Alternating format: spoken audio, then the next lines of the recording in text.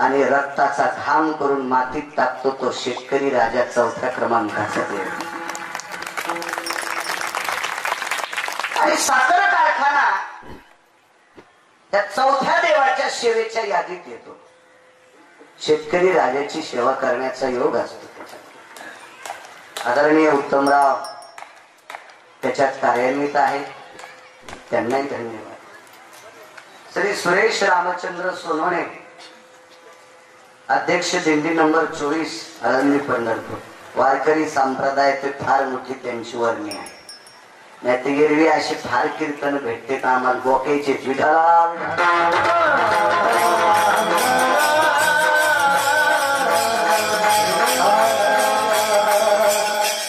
त्याच्यानंतर अंकुश सुभाष सोनवणे, मला वाटतंय माजी जिल्हा परिषद सदस्य पुणे. आणि आज या कार्यक्रमाला या कुटुंबावर ज्यांचं आलोट असं प्रेम आहे, या तालुक्याचे राजे शिरूर हवेली मतदारसंघाचे आमदार आदरणीय अशोक बापू पवार, फोटोवर बघितलं आदरणीय अशोक बापू सुद्धा ही सर्व क्षेत्रातली नाविन्यपूर्ण हाती के बालन ना हाती के गाल लगेच कळत असते, लक्षात येते. कोणी राजकीय क्षेत्रात असेल, कोणी व्यापार क्षेत्रात असेल, कोणी शेतकरी राजा असेल, आध्यात्मिक क्षेत्रातले असतील, वैद्यकीय क्षेत्रातले असतील, नाना प्रकारच्या क्षेत्रातून या सोनवणे कुटुंबियाच्या अशा या प्रसन्न उक्तीमध्ये हजेरी लावणारी ही सर्व मंडळी, तुम्ही श्रोत्याच्या यादीत आहात. आणि कथा कीर्तनातला श्रोता हा प्रत्यक्ष शंकर असतो, असं आळंदीतल्या मालकांचं वाक्य. प्रभू तुम्ही महेशाची मूर्ती, म्हणून तुम्ही प्रत्यक्ष भगवान शिवजीच्या स्वरूपात आहात. म्हणून तुमच्या चरणी गिरगावकराचा नाक घासून प्रणाम. गुरुजींच्या या अभिष्ट चिंतन सोहळ्यानिमित्त, चंद्रदर्शन सोहळ्यानिमित्त आदरणीय काळे सर असतील, अविनाशजी महाराज साळुंके असतील, पाटील तारखेच्या संदर्भात सतत सपवारीला जायच्या अगोदर तारीख घेतली होती, ते स्वतः आले सुद्धा, त्यांना सुद्धा धन्यवाद. आदरणीय मृदंगाचार्य पवन महाराज असतील, आदरणीय युवराज महाराज पाटील असतील, आदरणीय गायनाचार्य कैलास महाराज असतील, आदरणीय गायनाचार्य सदानंद गुरुजी असतील, आदरणीय गायनाचार्य संभाजी महाराज असतील, सुरुवातीला त्यांनी रूपवारी म्हटली ते, आदरणीय सुनील महाराज असतील, आमचे उत्तरेश्वर बापू वांगीकर असतील, आदी करून विनेकरी बाबा हे संस्थेचे विद्यार्थी. मस्तक माझा पायावरी या वारकरी संतांच्या उपस्थितीत ज्ञानोबाराय तुकोबारायच्या नामाचा जय जयकार करणारी, विटेवरच्या मालकाच्या नामाचा जय जयकार करणारी हरिभक्त मंडळी कितीतरी आहे. त्यांच्या पायात जोडे असताना सुद्धा गिरगावकराचा नाक घासून प्रणाम. विडाला विडाला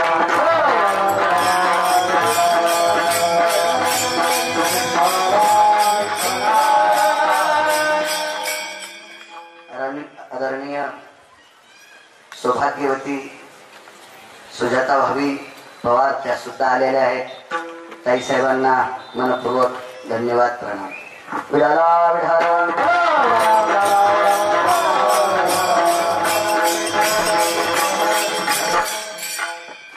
प्राप्त प्रसंगी निवडलेला अभंग पैठणच्या मालकांचा अंदाज विळा नसेल.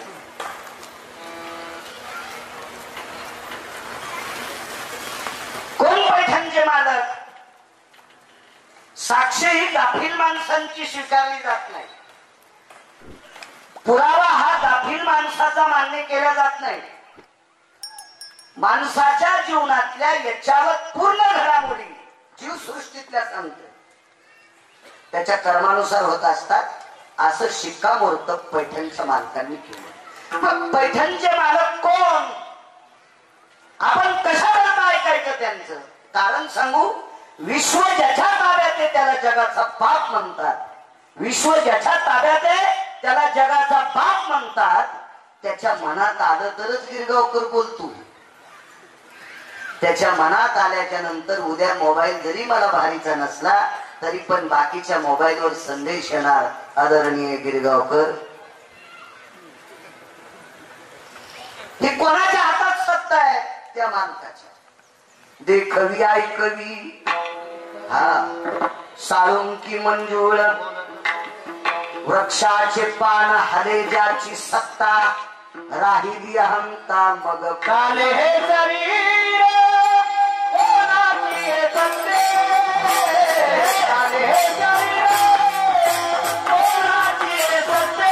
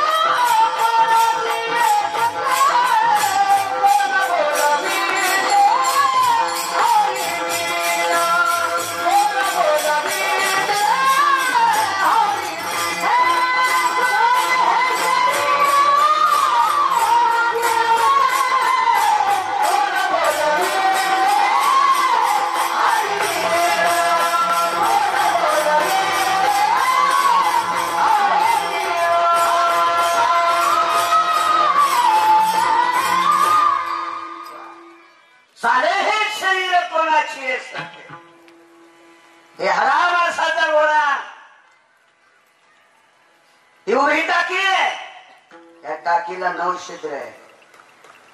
हे सर्व सूत्र कोणाच्या हाताने हलतात? तो जगाचा बाप आहे. त्याच्या पलीकडे सांगू का? निसर्गाचं पूर्ण सूत्र ज्याच्या हाताने चालते. तुझिया कृपेने वेदाशी बोलणे सूर्यासी चालणे तुझिया बोलणे ऐसा तू समर्थ ब्रह्मांडाचा धनी. धनी म्हणजे मालक. त्या विश्वाचा मालक. पार्थिक 36 वर्ष पवार साहेब नाथांच्या घरी भांडे घासायला होता, धुणे धुवाला होता.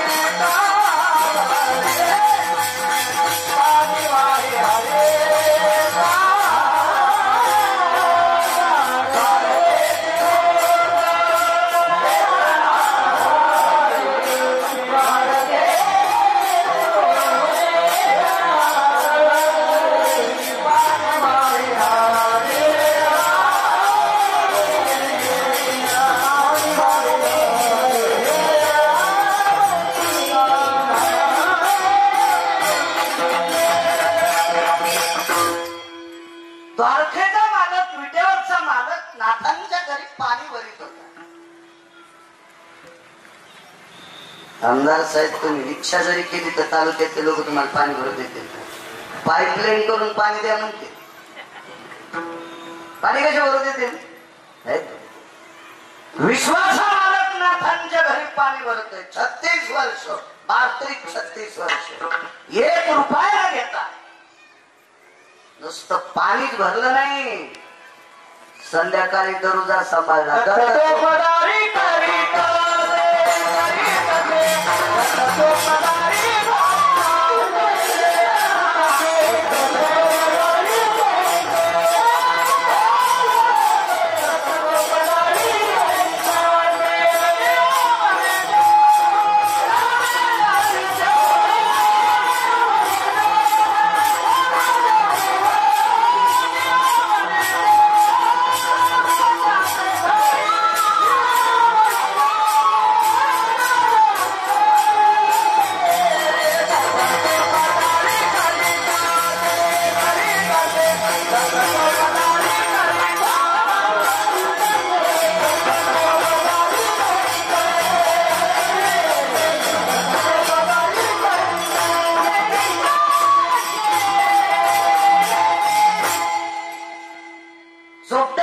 आचमन जगाचा मालक नाथांच्या घरी बचाले पुरावे.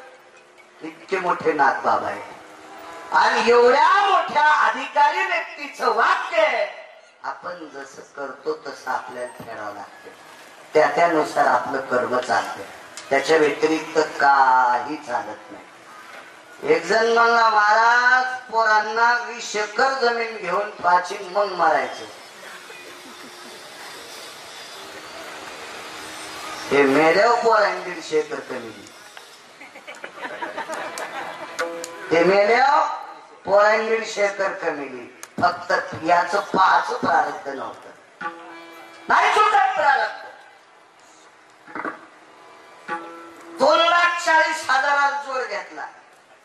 कुठल्या बाजारातून? 2,40,000. 2,40,000 बैलजोड घेतला.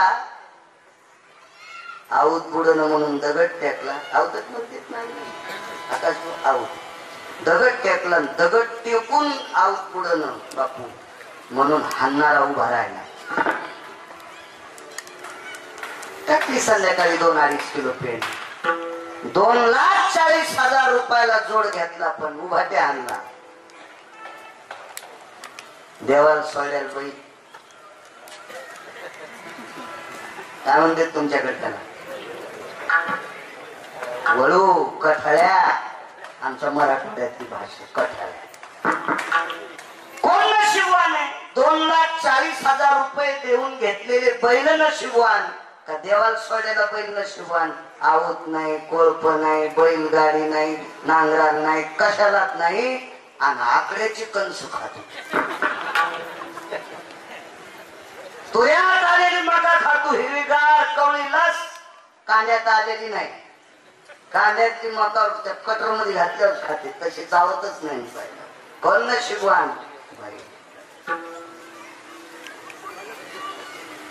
92 एकर जमीन कमी एका म्हाताऱ्याने. 92 एकर जमीन.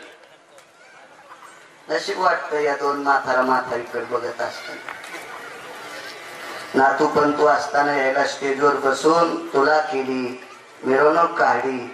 त्यांचा सहस्रचंद्र दर्शन सोहळा करतात. नशीब वाटतं. 92 एकर जमीन कमी दे बाबा. शेवटच्या टप्प्यात जिकून गाय बांधते तिकून त्याची बास. आणि पोरान मलेशियन कुत्र आणलं 1,18,000. त्याला हॉलमध्ये बाज. 1,18,000 रुपयाला मलेशियातून कुत्र आणलं. विमानातच आणलं असं. पाय कसं येत आहे मलेशियातून? विमानातून आणलं. विमानातून. आणि बाप गायाच्या गोठ्यामध्ये बाज. कोण नशिबवान?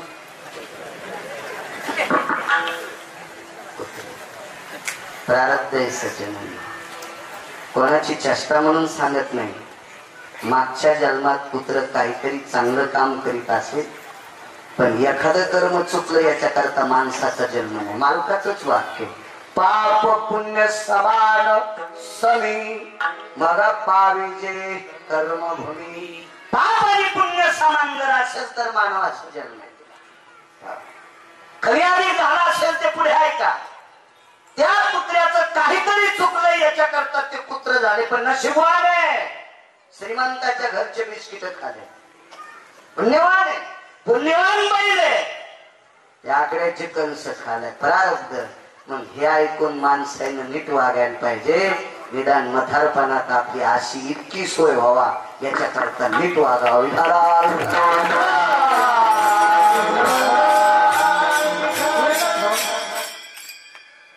एक जणांना प्रश्न केला सगळ्याला प्रारब्ध फेडावं लागतंय का?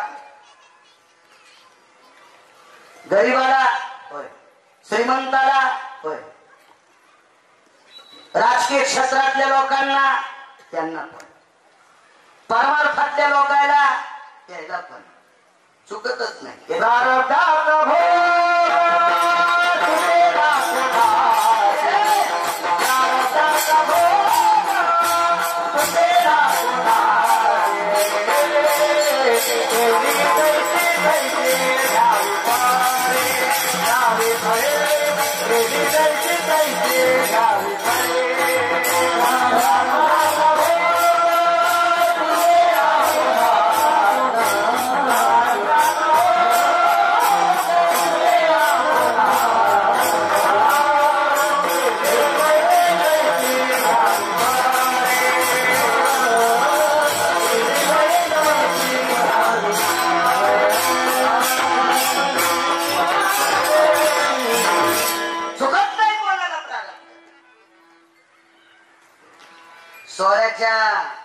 वारीच्या अगोदर कोणतं मतदान झालं? मार्केट कमिटीचं, बाजार समितीचे मत घालतं बरोबर. प्रारब्ध सांग. त्या बाजूवाल्याच्या 9 सीटा आल्या आणि इकडच्या 9 आल्या. कोण सभापती? होईल आरक्षण वाला. 9 तिकडच्या 9 इकडच्या रुपया टाकला. ज्याच्या बाजूनं पडला ते सभापती. कोणाचं नशीब धोका घेतला. माणसं म्हणतात की प्रारब्ध मानित नाही. रुपये फेकायची वेळ आल्यावर देवा परमेश्वरा कृपा करे, नारायणा विठ्ठला देवा चुका करणार नाही रे. निदान एखाद्याच्या दिवशी तरी झाणार नाही.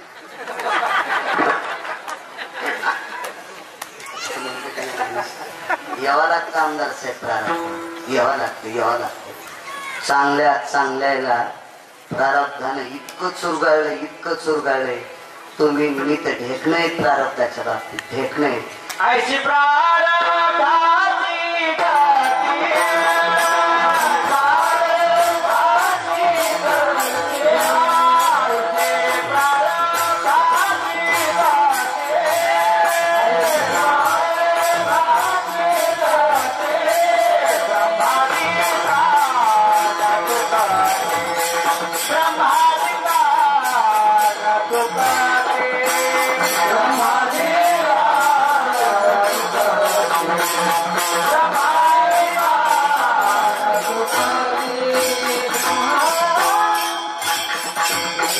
प्रारब्धाची गती ब्रह्मादिका न चुकती. कोण ब्रह्मदेव?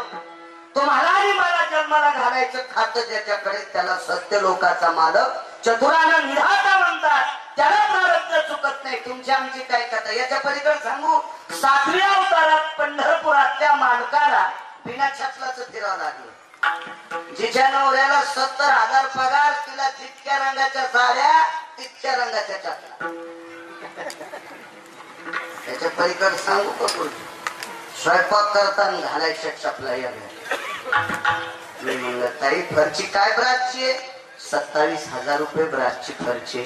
मग हिच्यावर काटे आहेत का? नाही. विंचू निघतेत का? नाही. खडे आहेत का? नाही. मग चप्पल स्वयंपाक करताना का घातली?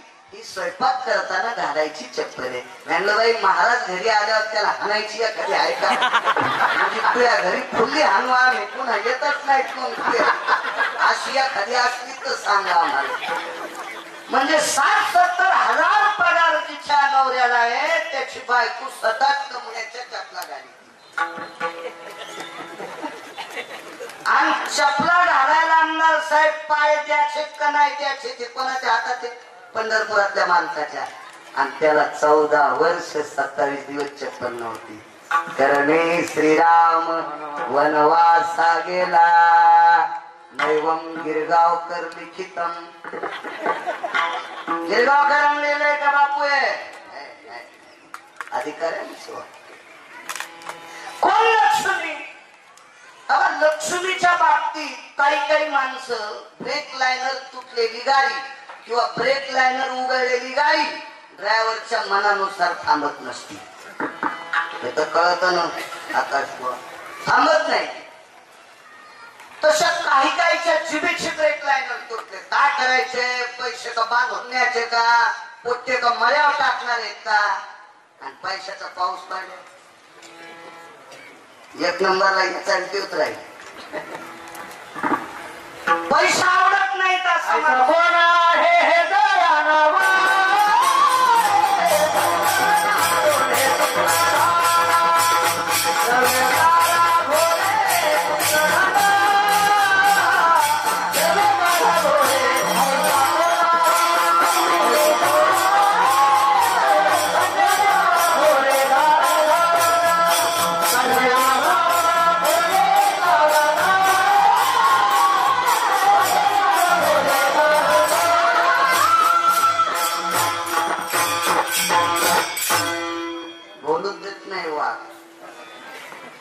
पाठांतर भरपूर आहे. ऐसा कोणी दावा हे दया नावडे कन्या पुत्र घोडे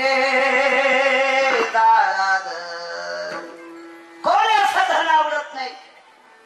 त्या धनाची मालकीण लक्ष्मी. संक्रांतीच्या दिवशी वांद्या लक्ष्मी मंदिरात जात असतात. लक्ष्मी मंदिरात गेल्याच्या नंतर जिच्या गळ्यात जास्त दागिने तिला आधी हळीत कुंकू देते.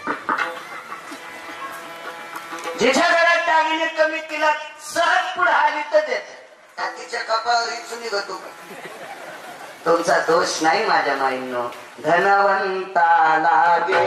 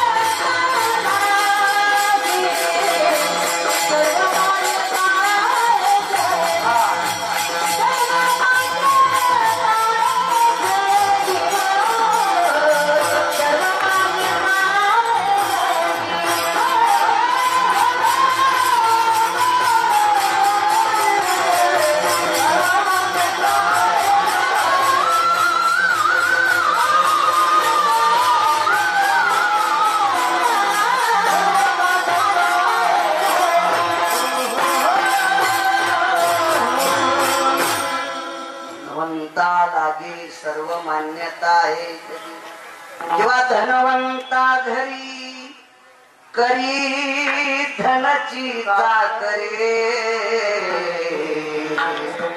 करी धनाची चाकरी धनवंता घरी. श्रीमंताच्या घरी धनच काम करत. पैशाला किंमत आहे. कोण पैशाची मालकीन? लक्ष्मी बापू. पण या लक्ष्मीला स्वतःचा मालक सोडून 6 महिने 26 दिवस एकटीलाच बसावं लागलं. राक्षसनीच्या पुत्राचा वास घेत. काय धडा असत्या का त्या राक्षसनी? कुशासारखे गात होते. त्या राक्षसनी आळीपाळीनं झोपायच्या. ज्याला झोप लागली त्याच्या दातातले कलर खाल्ल्यावर 200 उंदर पोट भरीत होते. इतकं मास त्याच्या दातात अडकत होत. मी सांगत नाही, रामायण सांगत आहे.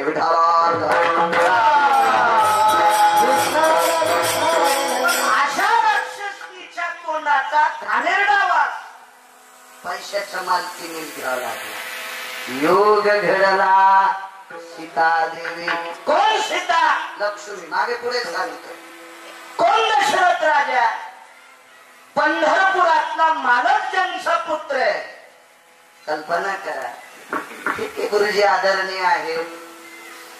सामाजिक बांधिलकी गुरुजींनी सोनवणे गुरुजींनी साधूनी तसं लिहिलं नव्हतं.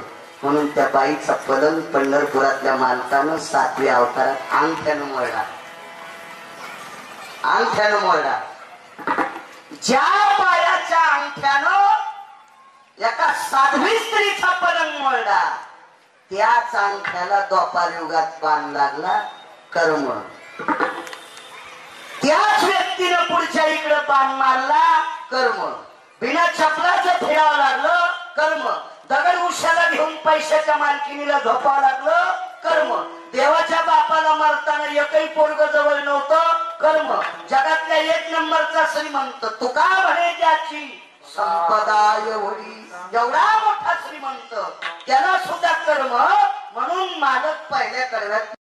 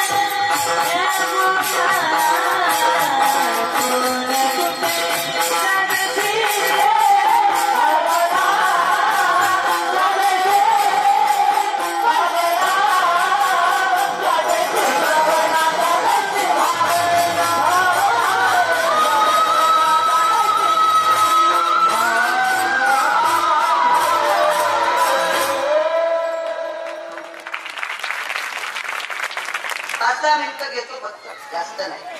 जिल्हा परिषदची शाळा भरू का आपण सुटती काय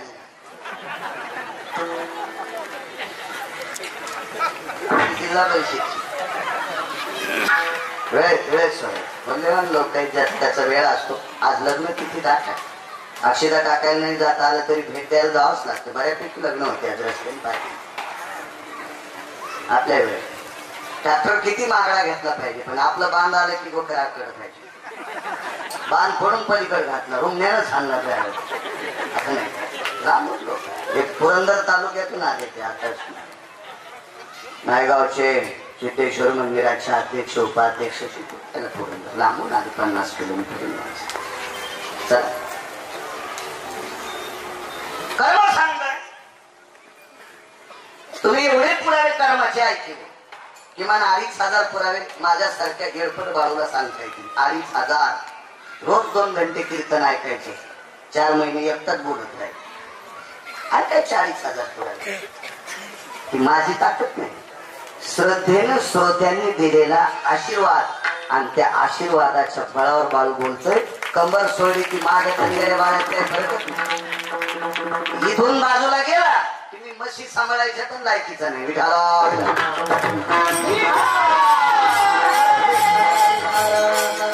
लक्षात घ्या, गुरुजींचा आदर केला सुपुत्रांनी, गुरुजींचा आदर केला नातवांनी, गुरुजींचा आदर केला त्यांच्या बंधू लोकांनी, कुटुंबातल्या लोकांनी आदर केला. सजनांनो, कर्म किती टोकाचं असतं बघा.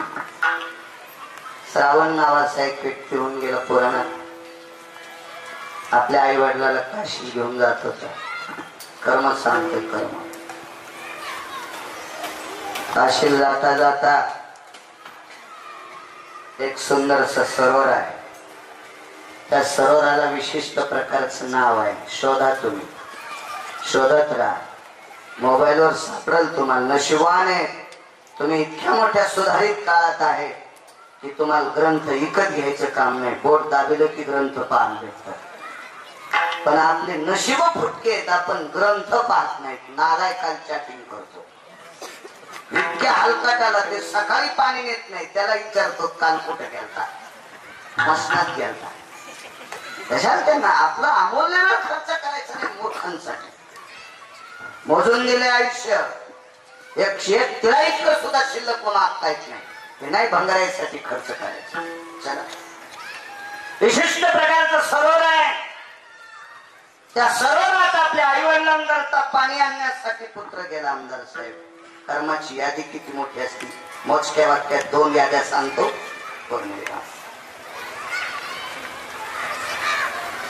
पाणी आणायला ज्या सरोवरात गेले, त्या सरोवरामध्ये पंढरपुरातल्या मालकाच्या वडिलांनी त्या श्रावणाला बाण मारला. राजा दशरथ. भारत देशाची प्रणाली किती गोड आहे. या पवित्र देशातले हिरे पुराणाला धरून चालावा, ग्रंथाला धरून चालावा, शास्त्राला धरून चालावा, याच्याकरता पाठ्यपुस्तक निर्मितीमध्ये संतांचे चरित्र दिले होते. संतांचे चरित्र, मग ते कवितेच्या रूपात असतील, ते पाठाच्या रूपात असतील, ते गद्यपद्याच्या रूपात असतील, पाठ्यपुस्तक निर्मितीने दिली. कारण उद्या भविष्यात या चिमुकल्या ताऱ्यांना या देशातल्या संत महंतांची, पुराणाची, ग्रंथाची यादी करावी. 1964 साली ही प्रणाली मोडी साधण्यासाठी पदाचारी मिशन नावाची संस्था भारतात आली. आणि ती संस्था आतापर्यंत कोणालाही सापडली नाही. तिनं पाठ्यपुस्तक निर्मितीवर घाला घातला आणि पारमार्थिक क्षेत्र पाठ्यपुस्तक निर्मितीत उघडून टाकलं. नशीब माझं गोड. मी शाळेत असताना कविता गोड होती, अभंगवाणी होती. चंदनाची चोळी माझे पोळी, अभंगवाणी होती, अभंगवाणी. त्याच्यानंतर पुढचा थोडा साकार बहिणाबाई दोन आहे. एका बहिणाबाईंचं काव्य आलं, अरे कापसावी नवले त्याले कोंड म्हणून रे, हरिनामाविन बोले त्याले तोंड म्हणून. काय कविता असेल ही कविता माझ्या आळंदीतल्या मालकांचा पुरावा देते अभंगाचा. राम कृष्ण नामे ही दोन्ही साजे, इतकी नावाची किंमत आहे. ती कविता सांगते कापसाविन उले त्याले कोंड म्हणून ये, हरिनामाविन बोले माझ्या भाषेत सांगू त्याले थोत्तर म्हणून. जीवाना वेगाळे सरका, जीवाना वेगाळे सरका.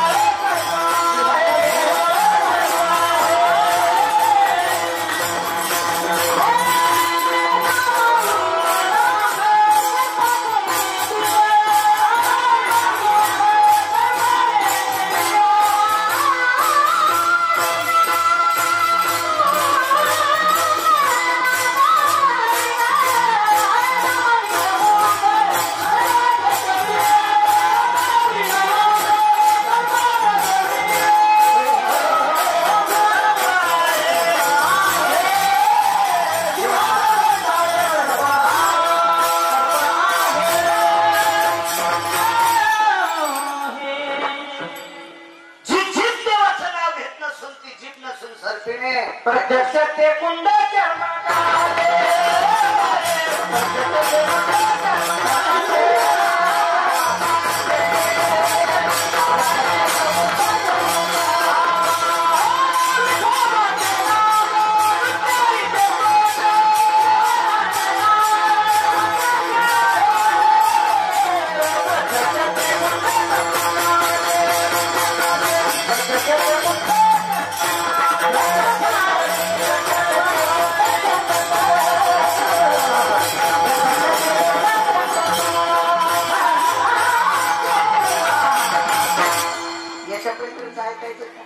विठोबाचे नाम न उच्चारिले, त्याच्या पुढचं नामने घे ज्याची वाचा तोले करी कामे जागा.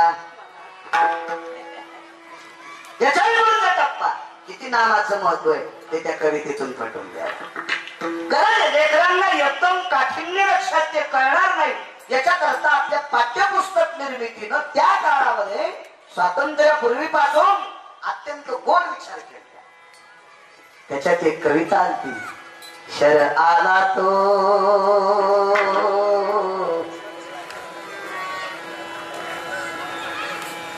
ती कविता श्रावणाची कविता. राजा दशरथानं तो बाण मारला, श्रावण खाली पडला. कर्म सांगतो सज्जनांनो कर्म.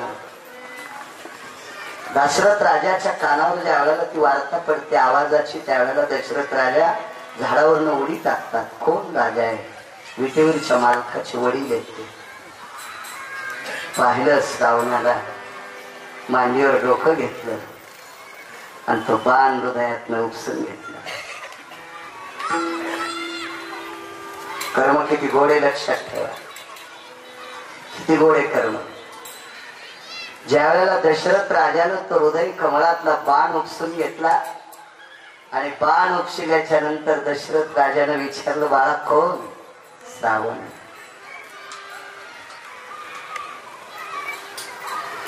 प्रयत्न करतो तुला वाचवण्याचा, नाही वाचव.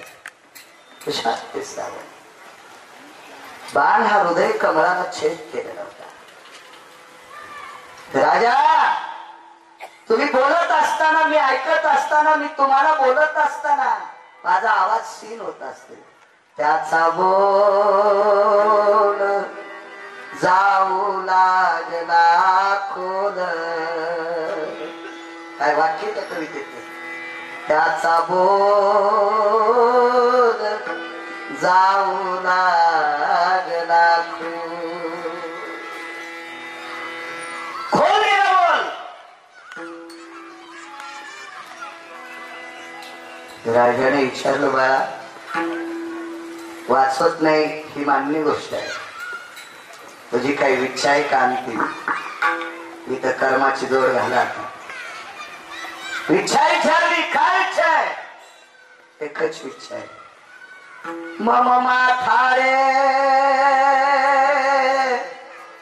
तरु खाली असतील बसले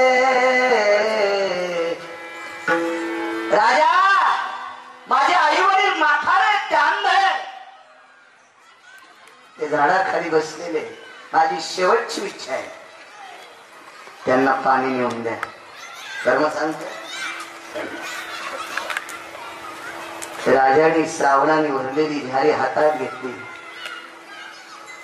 आणि श्रावण स्वतःचा प्राण राजाच्या मांडीवर आता सोडणार. 4-5 सेकंदाचा काल आहे 5-10 सेकंदाचा.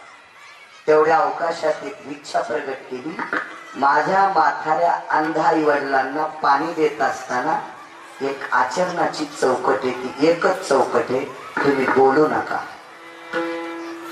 तुरवारता फोडोनी कानी द्या नेऊन आधी पाणी. मी राजा दशरथ आहे मी अयोध्या नरेश आहे मी अजराजाचा पुत्र आहे मी सूर्यवंशातला राजा आहे असं काही सांगू नका नामने दशरथास्ति मी दशरथ आहे असं सांगू नका. कुठपर्यंत ओ खालो भयजीवायाम तृष्णा निवारण हितार्थायाम जलायाम सर्व प्राप्त्यो स्थितो प्राकट्य जायते. जोपर्यंत माझ्या आई बाबा पाणी घेत नाही तोपर्यंत नाव सांगू नका आणि प्राण सोडा. दृष्टांत संपला राजे हो. आतापर्यंत तुम्ही किती रामायण ऐकले त्या रामायणात श्रावणाच्या आई वडिलाचं नाव ऐकलं का तुम्ही काहून विचारलं नाही रामायण करायला तुमचा दोष आहे. काय गावाचं नाव वडगाव रासाई. वडगाव रासाईला पॅसेंजरला जायचं कंडक्टरला सांगायचं काम आहे साहेब मला तिथे उतरेव म्हणून. मग कंडक्टरला जर आपण म्हणतच नसेल तर ते कसं उतरी आमदार साहेब आपल्याला ते नाही उतरणार. मग तुम्ही रामायण काढाल आपल्या गावात रामायण लावलं की चिठ्ठी द्यायची काही बी चिठ्ठ्या द्यायच्या नाही भंडाऱ्यावानी आपल्या फायद्याच्या द्यायच्या आदरणीय पूजनीय वंदनीय प्रातस्मरणीय रामभक्त रामायणाचार्य राम कृपा पात्र रामायणाचार्य महाराज श्रावणांच्या आई वडिलांचं नाव सांगा. स्टेजवर चिठ्ठी देऊ नका एखाद्या वेळेस स्टेज पेटल बैठकीत गेल्या विचारा यजमान असतो गृहायाम शंका समाधाने स्तु गृहानाम. हे पुराणात लिहिलेलं नाही मंच सांगायचं कारण सांगू तुम्हाला का श्रावणाच्या आई वडिलांचं नाव बाकीच्या पुराणानं व्यतीत केलं नाही असं नाही. कोण म्हणते श्रावणाच्या आई वडिलांचं नाव पुराणात नाही आहे पण जास्त प्रचलित नाव श्रावणाचं का कर्तव्य त्या टोकाचं होतं. सज्जनांनो प्राण आपल्या आई वडिलांसाठी संपवला प्राण आपल्या आई वडिलांसाठी संपला म्हणजे पुराणानं नाव तर केलंच संकल्पित पण शासनानं सुद्धा श्रावण बाळ योजना श्रावणाचे मायबाप योजना नाही श्रावण बाळ योजना खूप खूप खूप नाव. कशाची ताकद आहे कर्तव्याची. तुम्ही ज्या वस्तीवर कर्तव्य करतात त्या त्या टोकाचं तुमचं कर्म उचित होईल आणि फलद्रूप होऊन चंद्र सूर्य येतोपर्यंत श्रावणाचं नाव जिवंत राहणार का आई वडिलांसाठी ते समर्पित केलं. पुराणात एक पक्ष होऊन गेला त्या पक्षाने या पवित्र देशातल्या स्त्रीची विटंबना करणाऱ्या नालायकाला त्रास दिला आणि त्या स्त्रीला आबरूच्या संकटातून वाचवण्यासाठी स्वतःचा प्राण गमवला त्याला पाणी कोण पाजलं माहिती? शेवटचं पंढरपुरातल्या मालकाने तिघ जण सत्य भाऊ आमदार साहेब, दोघांनी एक एक पोरग, एकाला कोणीच नाही, जमीन 50 एकर, पाणी कोणी पाजायचं? ते वेदन ते कोणी पाणी पाजायचं? शेवटी चांगल्या माणसाला ज्याच्या जो मृत्यू पावला त्याची बायको म्हणली 10 एकर मी जमीन देऊ टाकते, बॉन्ड आणला 100 रुपयाचा.